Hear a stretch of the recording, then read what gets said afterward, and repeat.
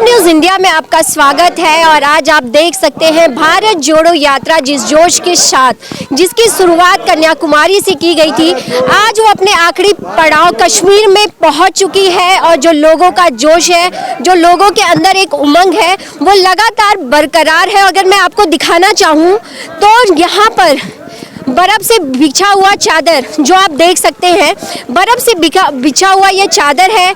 0 degree में भी जिस तरह से राहुल गांधी जी आगे बढ़ रहे हैं उसी टी शर्ट में जिससे उन्होंने शुरुआत की थी, तो वहीं उनके साथ स्वराज इंडिया भी कदम से कदम मिलाकर उनके साथ आगे बढ़ रहा है। तो स्वराज इंडिया भी जिस तरह से राहुल गांधी जी के साथ इस यात्रा में लगातार शामिल है कन्याकुमारी से। यहाँ पर हमारे साथ योगेंद्र यादव जी मौजूद हैं बात करने के लिए। योगेंद्र जी, कितना जोश और हाई है, आखिरी पड़ाव में है और 0 डिग्री में आप चल रहे हैं? मैं समझता हूँ बर्फ़ को देख के एक किसी भी इंसान में एक बच्चा है जो जाग जाता है। वो बच्चा और वो उत्साह, वो जोश सब साथियों में भर गया है। कन्याकुमारी से जो सागर की बूंद चली थी वो यहाँ आके बर्फ़ बन गई है, जम गई है। लेकिन ये जमने का मतलब है कि वो विचार, वो मूल्य, वो प्रेरणा जो लेके हम चले थे वो अब पक्की हो गई है।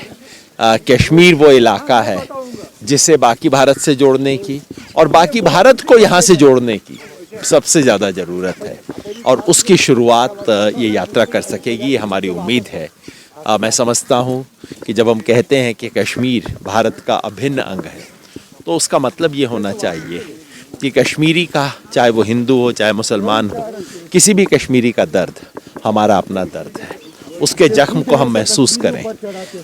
ये यात्रा पूरे देश में दर्द से दर्द का रिश्ता जोड़ते हुए आई है, दलित का, आदिवासी का, गरीब का, औरत का, और उस सिलसिले में कश्मीर आके कश्मीरी के दर्द को भी उससे जोड़ेगी और ऐसा हिंदुस्तान बनाएगी जो इस सब दर्दों की दवा बन सके। कश्मीर में एंट्री के बाद ही छोटे बच्चे हो, महिला हो, जिस तरह से सड़कों में उनका सैलाब हम देख पा रहे हैं कि 0 डिग्री पर भी वो मौजूद है भारत जोड़ो यात्रा के स्वागत के लिए। किस तरह देखते हैं, क्या भारत जिस सोच के साथ इस यात्रा में चले थे वो पूरा होता हुआ नजर आ रहा है? देश की एकता का अगर आपको कोई मिसाल देखनी है तो ये है, जैसे बाकी देश में इस यात्रा को स्वागत मिला है वैसा ही गर्मजोशी से, वैसा ही प्यार से स्वागत उसको यहाँ कश्मीर की घाटी में मिला है। और मैं समझता हूँ ये एक उम्मीद है। काफ़ी जुल्म, काफ़ी सताए जाने के बाद घाटी के लोग एक उम्मीद कर रहे हैं कि कहीं तो नई शुरुआत होगी और ये यात्रा एक नई शुरुआत जैसी दिखाई दे रही है। तो योगेंद्र जी, मन में ऐसा नहीं हो रहा, इतना 0 डिग्री है, आप चल रहे हैं, आपको भी ठंडी लग रही है, लेकिन राहुल जी अभी भी उसी टी शर्ट में ही नजर आ रहे हैं? ये तो राहुल जी से पूछे थे, हम तो दस्ताना मोजा सब कुछ पहन के चल रहे हैं, तो ये तो उन्हें ठंड क्यों नहीं लग रही है तो वही बता सकते हैं। पर मैं समझता हूँ यात्रा पाँव से नहीं की जाती, सर्दी का मुकाबला कपड़ों से नहीं किया जाता, उसका मुकाबला हिम्मत से किया जाता है, जैसे हमारे सब साथी कर रहे हैं। और मैं समझता हूँ उसी की एक मिसाल राहुल गांधी भी बन रहे हैं। योगेंद्र जी, किस तरह से आपने डिसीजन लिया कि जब आपने सुना इस यात्रा की शुरुआत होनी और आपके स्वराज इंडिया से, जो एक मैं आपके साथ ही आपके लोगों को भी देख पा रही हूँ, तो किस तरह से ये डिसीजन था आगे? ये सिर्फ स्वराज इंडिया का फैसला नहीं था। स्वराज इंडिया ने तो पहले से ही फैसला कर लिया था कि हम अगले 1.5-2 साल तक चुनाव के चक्कर को छोड़ के सिर्फ देश बचाने के काम में लगेंगे। लेकिन यहाँ पे सिर्फ स्वराज इंडिया के साथ ही नहीं है, ऐसे तमाम जन संगठनों के, जन आंदोलनों के लोग हैं जो देश बचाने को सबसे बड़ा काम समझते हैं।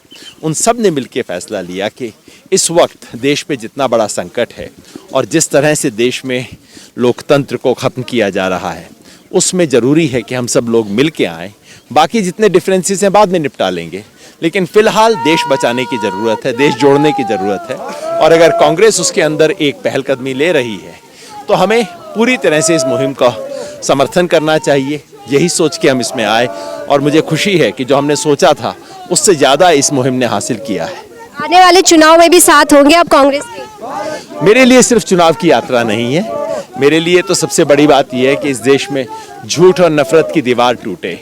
अगर वो दीवार टूट जाएगी तो चुनाव, वोट सब कुछ हो जाएंगे, वो आगे की बात है। मैं तो सिर्फ 2023 देख रहा हूँ और कैसे इस देश में ये जो झूठ का साम्राज्य है उसको कैसे तोड़ा जाए। मेरे लिए पहली बात यही है, बाकी चुनाव, वोट, सीट, ये सब बाद में होता रहेगा। तो जिस तरह से आपने देखा कि योगेंद्र यादव जी लगातार इस यात्रा में पूरे जोश के साथ अपने लोगों के साथ स्वराज इंडिया के जितने भी उनके कार्यकर्ता हैं, पदाधिकारी हैं, उनके साथ वो लगातार आगे बढ़ रहे हैं और उनका कहना है कि जिस तरह से वो आगे बढ़ रहे हैं चैन, शांति और अमन के लिए, लोगों को भारत को जोड़ने के लिए, और जिस तरह से कश्मीर में एंट्री होते ही लोगों ने, जो जनता ने स्वागत किया है, उन्होंने कहा कि यह स्वागत ही बताता है कि किस तरह से भारत जोड़ो यात्रा के साथ जनता उनके साथ है और इस मोहब्बत के बाजार में उनकी एंट्री हो चुकी है।